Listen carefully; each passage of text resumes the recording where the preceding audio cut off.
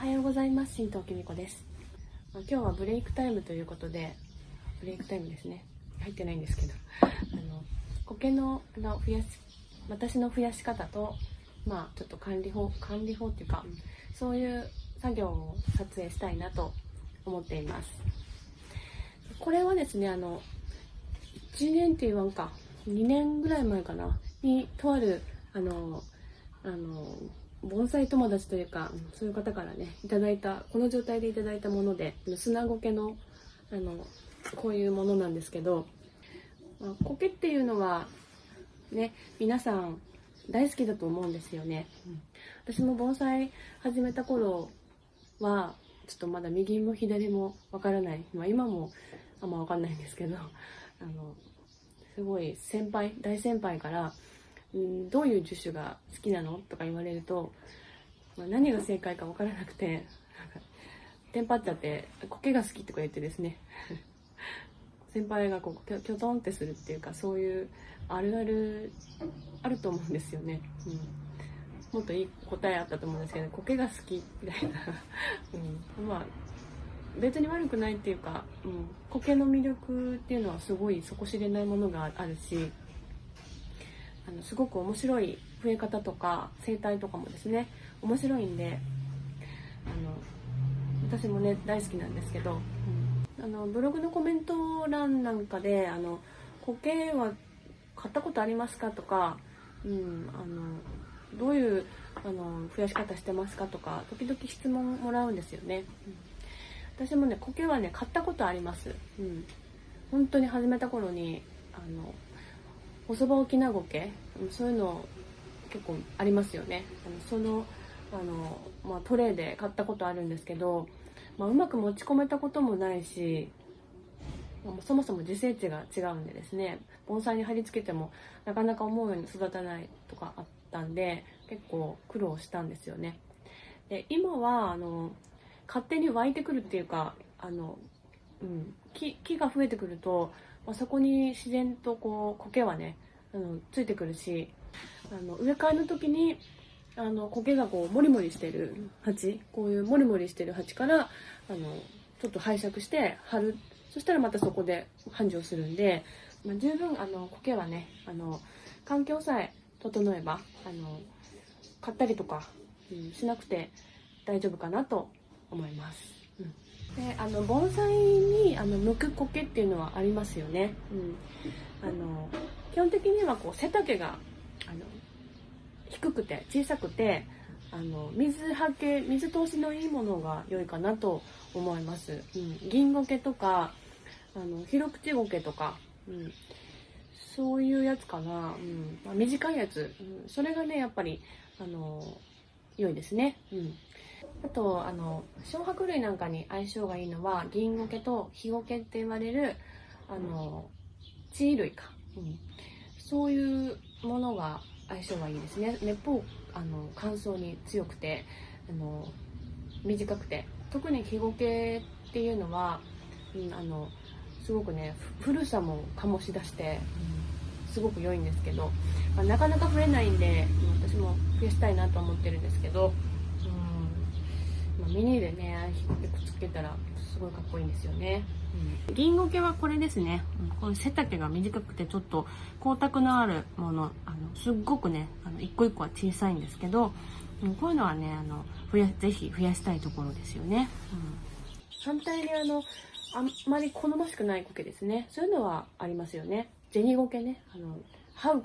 椒の苔っていうのは土の中の通気性とかも悪くしますし、水も通さなくなって良くないですし、ちょっと見た目にもあんまり良くないっていうものあります。あとあんまり良くないのはここにちょっとくっついてる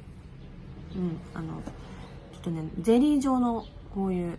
やつがあるんですよ。これね、これはね石クラゲって言われるやつなんですけど、これもねすごいね増えてきて、見た目良くないし、生育に特に悪影響があるってわけじゃないんだけど、やっぱ増えすぎるとねこれも通気性とか悪くしちゃうんで、こういうのもあんま好ましくないと。苔買わなくていいって言っちゃったんですけど、やっぱ必要な時はありますよね。なんか植え替えの時とかね、そういう時はなんか苔が張りたいのに苔足りないってもう慢性苔不足に悩んでる人なんかいますから、そういう人のために苔のストックを作ろうかなと今日はねそう思います。植え替えの時に使う用のストック苔はこういう風にしてね作ってるんですけど、今日はそれを仕組みの方をやろうかなと思います。使うのは何でもいいんですけど、私はこういう30センチ ×60 センチぐらいのトレイをですねこう使っています。それに段ボールを敷くんですね。水持ちがいいんで何でもいいですから、こういう段ボール 2,3 枚かぶせた方がいいかなと思うんですけど、これをですねこう綺麗にぴったりつけるわけですね。よし、ちょっと大きすぎるんでここカット、適当にカット。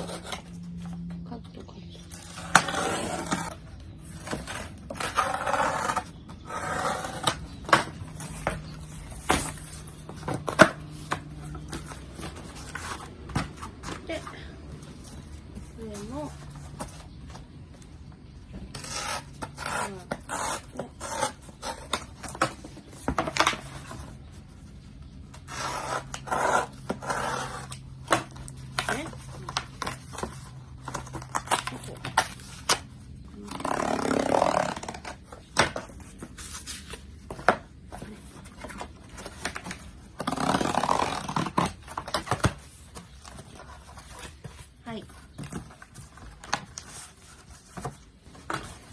ちょっと適当なんですけど、こんな感じで、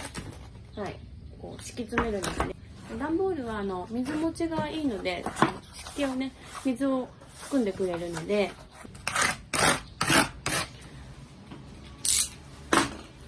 よし、これでいい。そしたらですね、ここに乾燥水苔をこう薄く敷き詰めます。これですね。ちょっと細かく切っちゃって、でこう水入れて、ちょっとちっちゃくじゃないや、ちょっと湿らせてですね、ここに敷いちゃうんです。適当にね、こんなもんかな。それで薄く広げて、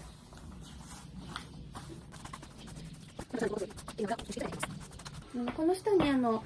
赤玉土なんか敷いてもいいですね。その方がいいかもしれないんですけど、私はちょっとめんどくさいんであんまりやってないんですけど、段ボールとこの水苔のおかげで保水力も保持されますし、この水苔のこのね形状が苔の繁殖の足場になって安定しやすくなります。こういう感じで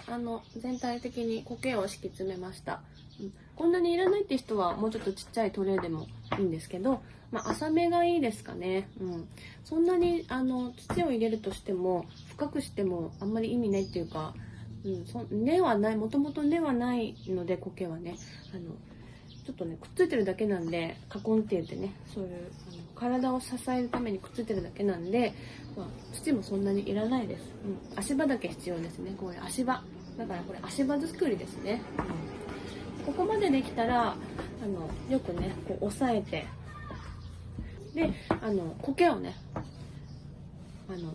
パラパラっと巻きます。今日はねこの砂苔のこの玉のやつをねパラパラっと巻きたいと思います。これも適当でいいんで、成長点がね一番綺麗に出れますけど、こういう風に切ったらこうパラパラってこ